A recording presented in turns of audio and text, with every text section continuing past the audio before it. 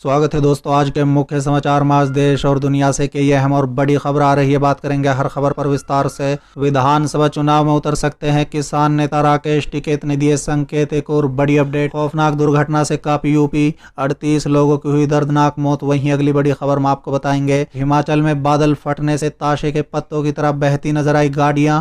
Social media पर video हो रहा है वायरल। एक और बड़ी अपडेट, आरएसएस को जमीन देने पर तकरार, दिग्विजय पर पानी की बौछार, कांग्रेस बोली ब्रिटिश राज की याद दिला दी। वहीं अगली बड़ी खबर में आपको बताएंगे, शत्रुघ्न सिन्हा के राज्यसभा भेज सकती है ममता बनर्जी, 21 जुलाई को टीएमसी में होंगे शामिल। एक और बड़ी अपडेट, अखिलेश यादव की अफसरों को धमकी, बोले सबकी सूची हो रही है तैयार, सरकार बनते ही होगा हिसाब। तो चलिए देख लेते आज की पहली बड़ी खबर। विधानसभा चुनाव में उतर सकते हैं किसान नेता राकेश टिकैत ने दिए संकेत। दरअसल दोस्तों, उत्तर प्रदेश और पंजाब विधानसभा चुनाव के लिए किसान संगठनों ने भी कमर कस ली है। भारतीय किसान यूनियन के नेता राकेश टिकैत ने कहा है कि किसान नेताओं को चुनाव लड़ने का विकल्प खुला है।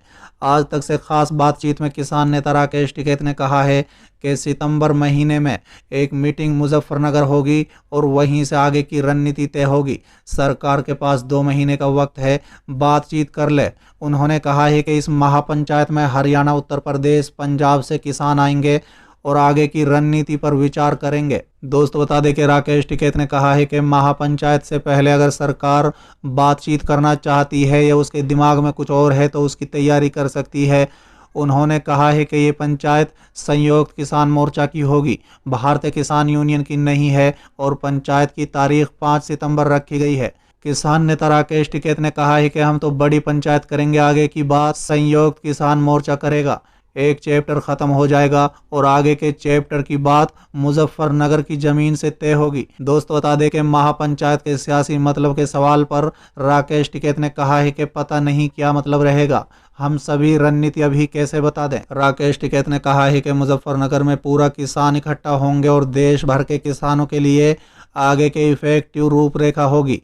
किसान नेताओं को चुनाव लड़ने के सवाल पर टिकैत ने कहा है कि चुनाव लड़ना क्या कोई गलत है, हम क्या वोट नहीं देते, अगर जो वोट देते हैं वो चुनाव लड़ना चाहें तो उसमें गलत क्या है, वो चुनाव लड़ सकते हैं। चलिए अगली खबर, खौफनाक दुर्घटना से कांपा यूपी, 38 लोगों की हुई दर्दनाक मौत। दरअसल दोस्तों, एक ही दिन में आसमानी बिजली गिरने से 56 लोगों की मौत हो गई है, जिसमें उत्तर प्रदेश में 38 और राजस्थान में 18 शामिल हैं। चलिए अगली खबर, हिमाचल में बादल फटने से ताश के पत्तों की तरह बहती नजर आई गाड़ियां। सोशल मीडिया पर हुआ वीडियो वायरल। दरअसल दोस्तों, हिमाचल प्रदेश के धर्मशाला के भागसू नाम गांव में बादल फटने से अचानक काफी पानी आ जाने से लोगों के रोंगटे खड़े हो गए हैं। कुछ ही देर में काफी तेज बारिश के कारण संपत्ति को काफी नुकसान पहुंचा है। बादल फटने के बाद आए तेज बहाव में गाड़ियां ताशे के पत्तों की तरह बहती नजर आई। सोशल मीडिया पर वीडियो भी वायरल हो रहा है। दोस्त बता दें, यहाँ पर भारी बारिश के कारण अचानक आई बाढ़ के कुछ वीडियो सामने आए हैं, जिनमें पानी का बहुत तेज बहाव नजर आ रहा है। इसके चलते सड़क पर खड़ी गाड़ियां बहती नजर आती हैं। दोस्त बता दें कि बादल फटने के कारण यहाँ की नदियों में अचानक से बहुत ज्यादा पानी आ गया और नदियां उफन पड़ी, जिसके बाद नदियों के आसपास के गाँव को भी अलर्ट किया गया है। बताया जा रहा है कि बादल फटने की घटना के कारण जब पानी बहुत तेजी से बहा तो उससे नज़दीक नालों में भी पानी तेजी से बहने लगा और उसमें उफान आ गया। इसी दौरान पार्किंग में खड़ी गाड़ियां बह गई। चलिए अगली खबर, आरएसएस के जमीन देने पर तकरार, दिग्विजय पर पानी की बौछार, कांग्रेस बोली ब्रिटिश राज की याद दिला दी। दरअसल दोस्तों, मध्य प्रदेश की राजधानी भोपाल के गोविंदपुरा में आरएसएस को लागू उद्योग भारतीय संस्थान के कार्यालय बनाने के लिए जमीन आवंटन को लेकर सियासत गर्मा गई है। रविवार को इस 10,000 वर्ग फीट जमीन का शिलान्यास किया गया, जिसके विरोध में कांग्रेस के प्रदर्शन के ऐलान के बाद इंडस्ट्रियल एरिया में भारी संख्या में पुलिस बल तैनात कर दिया गया। इस बीच कांग्रेस सांसद दिग्विजय सिंह और भोपाल डीआईजी इरशाद वली के बीच तीखी बहस भी हो गई। दोस्तों बता दें कि दिग्विजय सिंह का कहना है कि अगर आरएसएस ने पार्क में भूमि पूजन किया तो हम दीवार तोड़ देंगे। इसके बाद इरशाद वली ने कहा है कि हम आप पर नजर रखेंगे। इसी बीच बैरिकेडिंग पार करने की कोशिश कर रहे कांग्रेस नेताओं पर पानी की बौछार की गई। मौके पर कांग्रेस महासचिव दिग्विजय सिंह के अलावा पीसी शर्मा भी मौजूद रहे। दोस्तों बता दें कि इस बीच मौके पर मौजूद कांग्रेस नेताओं पर जमकर पानी की बौछार की गई। वहीं डीआईजी इरशाद वली का कहना है कि कोरोना गाइडलाइन का उल्लंघन करने वालों पर कार्रवाई की जाएगी। चलिए अगली खबर, शत्रुघ्न सिन्हा को राज्यसभा भेज सकती है ममता बनर्जी, 21 जुलाई को टीएमसी में होंगे शामिल। दरअसल दोस्तों, बीजेपी छोड़ कांग्रेस में पहुंचे शत्रुघ्न सिन्हा ममता बनर्जी की पार्टी तृणमूल कांग्रेस में शामिल हो सकते हैं। हालांकि हाल ही में नरेंद्र मोदी के समर्थन में हिंदी में किए गए उनके एक ट्वीट के बाद अनुमान लगाया जा रहा था कि वो भाजपा में घर वापसी भी कर सकते हैं। दोस्त बता दें, सूत्रों के मुताबिक हाल के दिनों में शत्रुघ्न सिन्हा की टीएमसी से नजदीकी ओर बढ़ी है। टीएमसी में शामिल होने की संभावना के बारे में पूछे जाने पर सिन्हा ने सीधे टिप्पणी करने से इनकार कर दिया है, लेकिन कहा राजनीति में संभावनाएं बनी रहती हैं। हालांकि उनके करीबी सूत्रों का कहना है कि शत्रुघ्न सिन्हा के टीएमसी में जाने की पाटकथा लिखी जा चुकी है। टीएमसी नेताओं का यह भी कहना है कि इस संबंध में बातचीत अंतिम चरण में है। टीएमसी नेताओं ने कहा है कि अभिनेता राजनेता शत्रुघ्न सिन्हा के हमेशा ममता बनर्जी के साथ अच्छे संबंध रहे हैं। सूत्रों ने कहा है कि सिन्हा 21 जुलाई को शहीद दिवस समारोह में तृणमूल कांग्रेस में शामिल हो सकते हैं।